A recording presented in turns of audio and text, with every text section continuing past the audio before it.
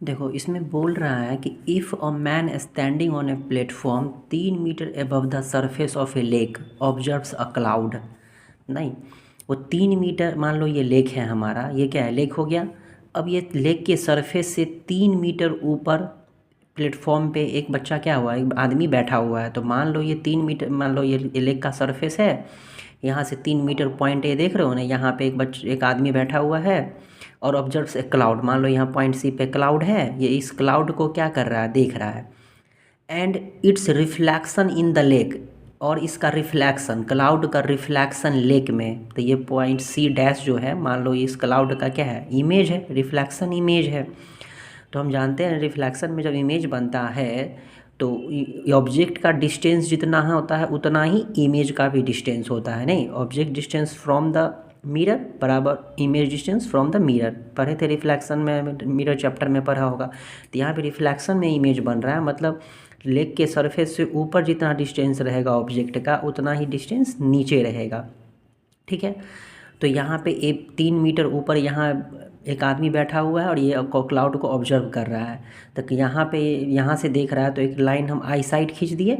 अब यहाँ पे बैठा हुआ है तो आई साइड जो खींचेंगे तो एक हॉरिजॉन्टल लाइन खींचना पड़ेगा ना, तब ना एंगल ऑफ एलिवेशन बनेगा। क्योंकि आगे बोल रहा है कि then the angle of elevation of the cloud is equal to the angle of depression of its reflection. नहीं, तो हमको चेक करना है कि angle of elevation of the cloud, इस क्लाउड के साथ जो एंगल ऑफ एलिवेशन बना रहा है, और डिप्रेशन किसके साथ, इसके रिफ्लैक्शन के साथ। इस क्लाउड का रिफ्लैक्शन यहाँ है, तो यहाँ से एंगल ऑफ डिप्रेशन बनेगा, तो ये लाइन खींचना पड़ेगा आई साइड। तो एंगल ऑफ डिप्रेशन के लिए या एलिवेशन के लिए हॉरिजॉन्टल लाइन तो खींचनी पड़ेगी ना। तो ये हॉरिजॉन्टल लाइन हम खींच दिए इस सरफेस के पैरेलल। ठीक है, यहाँ पे एक लाइन खींचिए, तो देखो ये क्लाउड के साथ बना रहा है, ये क्लाउड के साथ बना रहा है एंगल ऑफ एलिवेशन θ1, और ये एंगल ऑफ डिप्रेशन हो गया, हॉरिजॉन्टल लाइन ये हो गई। तो ये θ2 बना रहा है इसके रिफ्लैक्शन के साथ इमेज, ये एंगल। यहाँ समझ में आया। 3 मीटर ऊपर में एक आदमी बैठा हुआ है, ये क्लाउड को देख रहा है, इसका रिफ्लैक्शन इधर है। यहाँ सरफेस से जितना दूरी पर क्लाउड था उतना ही दूरी पर ये इसका रिफ्लैक्शन रहेगा। जैसे यहाँ पे ये 3 मीटर ऊपर, सरफेस 3 मीटर ऊपर था, नहीं, तो यहाँ इधर देखो, यहाँ जो क्लाउड हम यहाँ बना दिए, पॉइंट सी पे क्लाउड ले लिए हैं। ठीक, तो कितनी क्लाउड की जो हाइट देखेंगे हम सरफेस से, तो देखो यहाँ से यहाँ तक 3 मीटर ऊंचाई तो क्वेश्चन में दिया हुआ है, ये हॉरिजॉन्टल लाइन खींच दिए। तो यहाँ से यहाँ तक भी तो 3 ही रहेगा ना। यहाँ से यहाँ तक हमको हाइट नहीं पता तो हम h मान लिए हैं। ठीक है, और ये डिस्टेंस x मान लिए हैं। अब देखो, अभी सरफेस, लेक का सरफेस ये है, इसके नीचे देखो डिस्टेंस ये, अगर यहाँ से यहाँ तक h, यहाँ से यहाँ तक 3 है तो यहाँ से यहाँ तक भी 3 रहेगा। और फिर ये इसके ऊपर h है तो ये h ही ना रहेगा, मतलब ये पूरा कितना है सरफेस के ऊपर, लेक के सरफेस के ऊपर h+3। तो यहाँ भी देखो h+3, ये डिस्टेंस सेम रहेगा ना। नहीं, यहाँ से यहाँ तक 3, तो यहाँ भी यहाँ से यहाँ तक 3 दे दिए हैं। इधर यहाँ से यहाँ तक h है तो ये ऊपर भी h। ठीक, तो ये हो गया एंगल ऑफ डिप्रेशन, इधर हो गया एंगल ऑफ एलिवेशन। देखो ट्रायंगल ADC में, ट्रायंगल ADC में और ट्रायंगल ADC डैश में हमको ये दिखाना है, एंगल ऑफ एलिवेशन निकालना और एंगल ऑफ डिप्रेशन निकाल के देखना है कि इक्वल आ रहा है कि नहीं। हमें चेक करना है कि दोनों इक्वल है कि नहीं। तो देखो एंगल ऑफ एलिवेशन निकालेंगे, θ1 निकालेंगे, तो इस ट्रायंगल में देखेंगे, किस ट्रायंगल में, इन ट्रायंगल ADC में।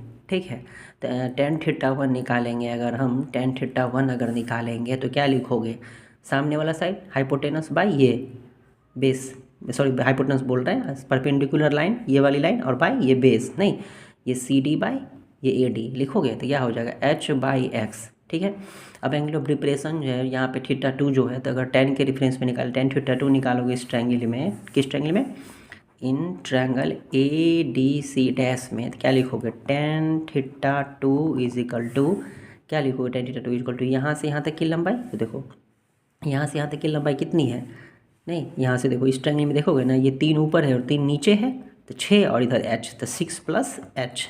अब बाई ये वाली लाइन लिखोगे x, तो देखो tan θ1 आया h/x और tan θ2 आया 6+h/x।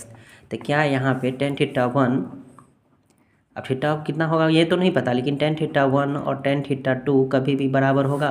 अगर थीटा दोनों एंगल बराबर रहेगा तब ना उसमें tan की वैल्यू बराबर होगा।